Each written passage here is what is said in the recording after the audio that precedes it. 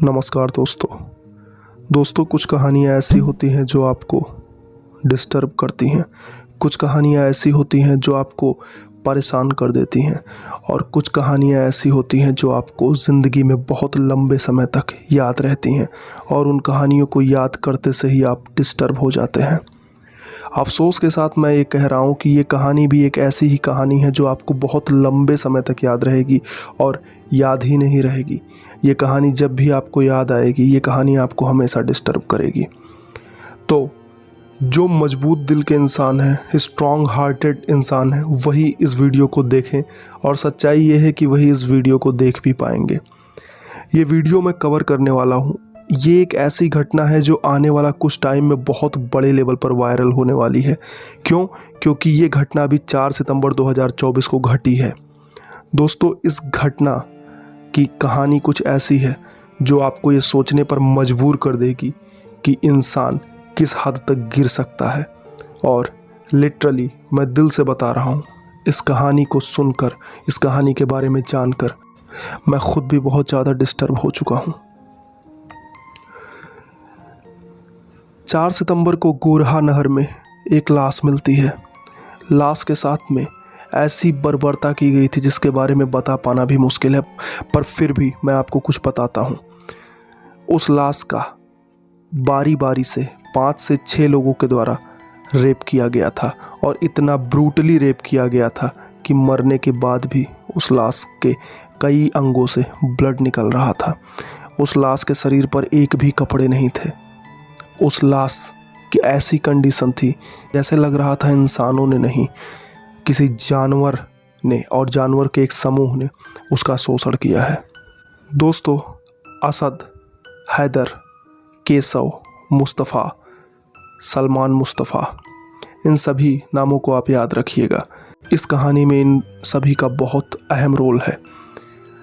ये कहानी यूपी के कासगंज की एक महिला वकील मोहिनी तोमर की है और ये एक वकील हैं, इस बात पे विशेष ध्यान दीजिएगा।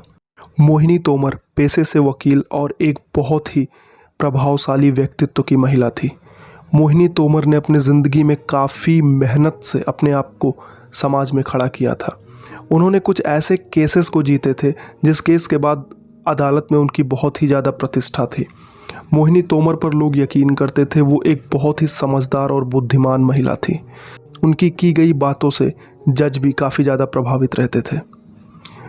मोहिनी तोमर का इस केस में कैसे इन्वॉल्वेशन होता है और कैसे मोहिनी तोमर, जो कि एक इंसान के लिए इस केस में उतरती हैं और अपनी जान गंवा बैठती हैं, इन सभी बातों को मैं आपको बताने वाला हूँ। तो वीडियो को अगर आप अंत तक नहीं देखने वाले हो तो ये आपकी ज़िंदगी की सबसे बड़ी गलती होने वाली है। वीडियो को अंत तक देखना, कहानी पूरी सुन के जाना। ये कहानी आपको अंदर तक हिला कर रख देगी। और दोस्तों, इस कहानी में मैं आपको क्रिमिनल साइकोलॉजी बताने वाला हूँ, क्रिमिनल्स की, जो आपको काफ़ी ज़्यादा हेल्प करने वाली है। अगर आपके दिमाग में डिप्रेशन या गलत विचार आते हैं तो उनसे आप कैसे निपट सकते हो, उनसे आप कैसे मुक्ति पा सकते हो, इस पर आपको काफ़ी ज़्यादा नॉलेज ये वीडियो देने वाली है। तो इस कहानी को आइए शुरू करते हैं। वीडियो पसंद आएगी, वीडियो को लाइक करना, चैनल को सब्सक्राइब करना। आइए शुरुआत करते हैं।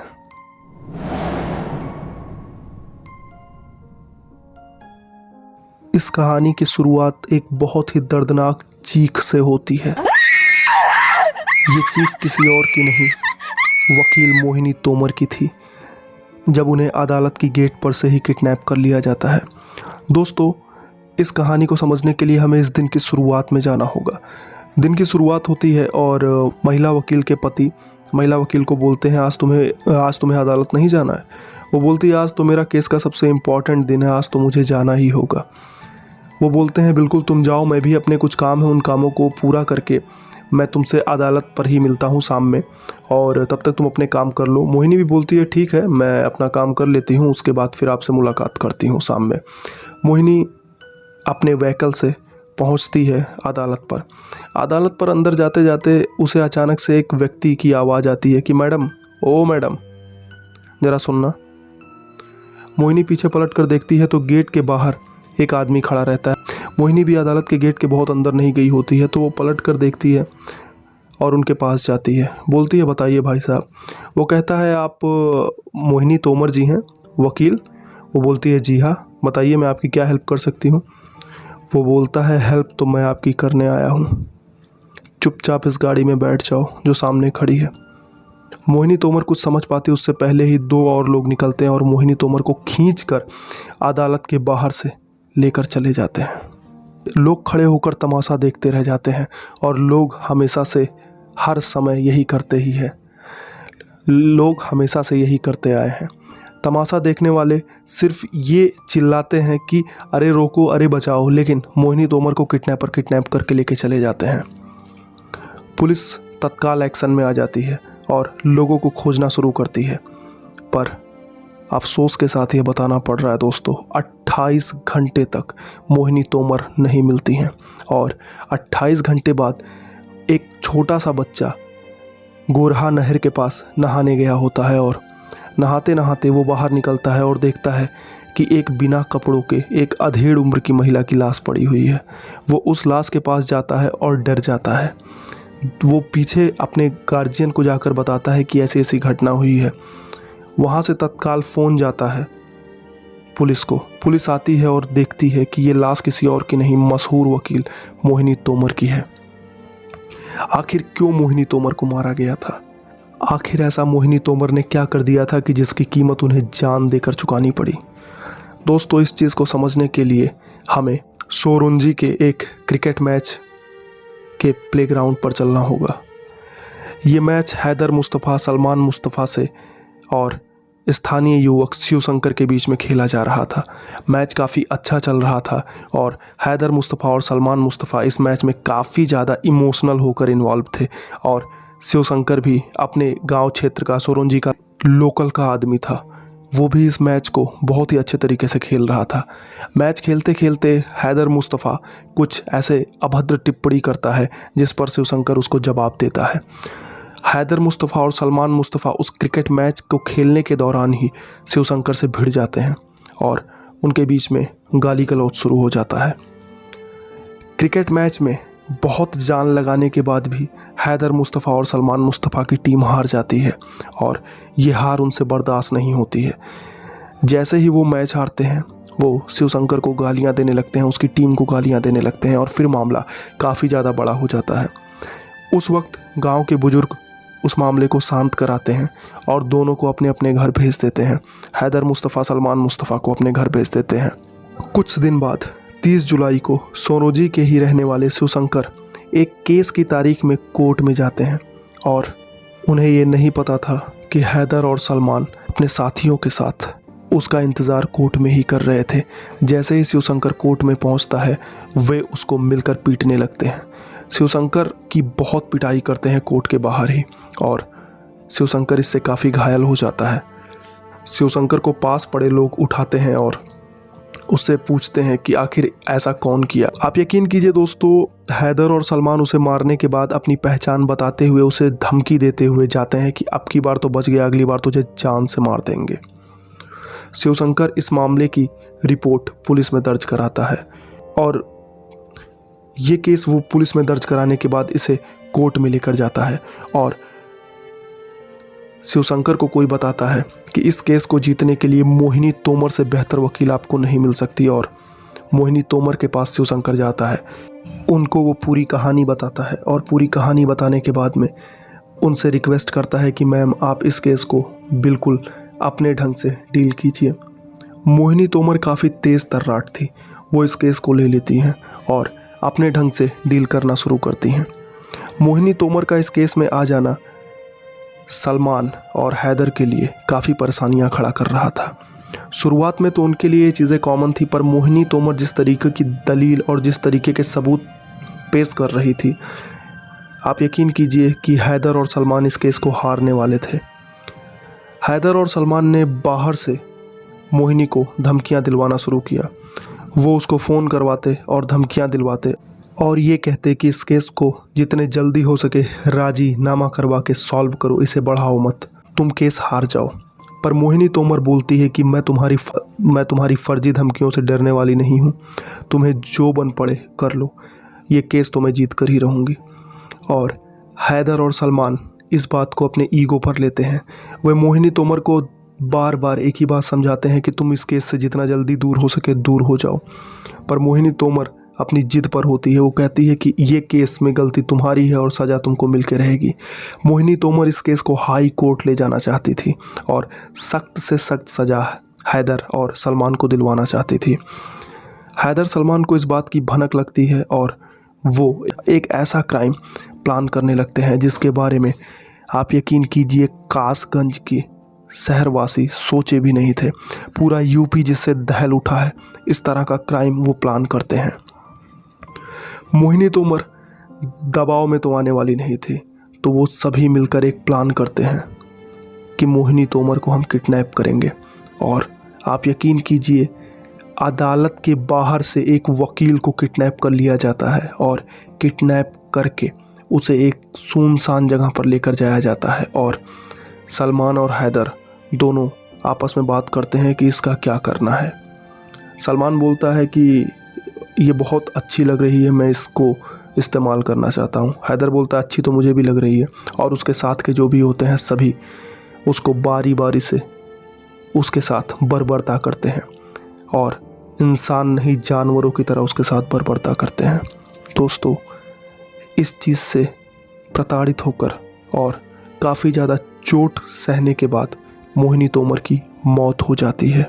और जब मोहिनी तोमर की लाश पुलिस को मिलती है, पुलिस उसको पोस्टमार्टम के लिए भेज देती है। और पोस्टमार्टम के लिए भेजने के बाद में पोस्टमार्टम से एक ऐसी रिपोर्ट आती है जो इस केस को अभी पूरी तरीके से उलझा चुकी है। रिपोर्ट ये आई है कि जो लाश नहर में मिली थी वो लाश की मौत 2 से 3 दिन पहले हो चुकी है और मोहिनी तोमर तो 28 घंटे पहले गायब हुई थी। तो क्या ये लाश मोहिनी तोमर की है? और अगर ये लाश मोहिनी तोमर की है तो मोहिनी तोमर 3 दिन पहले कैसे मर सकती हैं? मोहिनी तोमर तो 28 घंटे पहले कोर्ट के बाहर खड़ी थी। ये केस उलझता जा रहा है। ये केस एक ऐसे अंजाम तक आने वाला है जो यूपी के सबसे बिगेस्ट क्राइम में इसकी गिनती करवाएगा। आप लोग बहुत लकी हो कि इस कहानी को अभी सुन रहे हो और इसमें अगर कुछ बताने जैसा भविष्य में आता है तो मैं इसका दूसरा पार्ट ज़रूर लेके आऊँगा। ये घटना की जितनी भी कहानी मैं कलेक्ट कर पाया था मैंने आपको बताया। अब मैं इससे जुड़े क्रिमिनल साइकोलॉजी को आपको बताने जा रहा हूँ। बहुत ध्यान से मेरी बातों को सुनना। दोस्तों, क्रिमिनल साइकोलॉजी कहती है कि इंसान अगर अपने व्यक्तित्व पर काम बहुत ज़्यादा करता है तो इंसान एक श्रेष्ठ इंसान बनता है। लेकिन सलमान, हैदर, इन जैसे लोगों के लिए औरत सिर्फ एक भोगने का सामान है। क्यों? क्योंकि उन लोगों के दिमाग में किसी भी चीज़ को क्रिमिनल नज़रिए से देखने की आदत थी। वो अपने अहंकार को इतना ज़्यादा बढ़ा चुके थे कि उन्हें अपने अहंकार से बड़ा कुछ भी नहीं लगता था। ना कानून, ना पुलिस, ना वकील, ना कोई भी। इस बात का सबसे बड़ा गवाह उन्होंने एक वकील को किडनैप करके उसका मर्डर करके बता दिया। दोस्तों, क्रिमिनल्स के लिए कोई भी चीज़ बड़ी नहीं होती, कोई भी वारदात, कोई भी घटना बड़ा नहीं होता। क्रिमिनल्स के लिए सिर्फ़ और सिर्फ ये सारी चीज़ें एंजॉयमेंट का एक हिस्सा है। मेरी एक पहले की वीडियो जो कि जूली बस्केन की पिछली वीडियो है, आप उसे देखो, आप उसको देखो, आप समझ जाओगे कि क्रिमिनल्स किस तरीके से सोचते और विचार करते हैं। वो कहानी भी काफ़ी बेहतरीन और सच्ची कहानी है। पर मैं आपको इतना बताना चाहूँगा कि क्रिमिनल्स के माइंड में सिर्फ एक चीज़ चलता है कि उनके लिए हर चीज़ एंजॉयमेंट होती है। क्रिमिनल्स सेंसिटिव नहीं होते, उन्हें दूसरों की भावनाओं से बहुत ज़्यादा फ़र्क नहीं पड़ता। वो अपने दिमाग को, अपने आप को, अपने विचारों को सबसे बड़ा मानते हैं।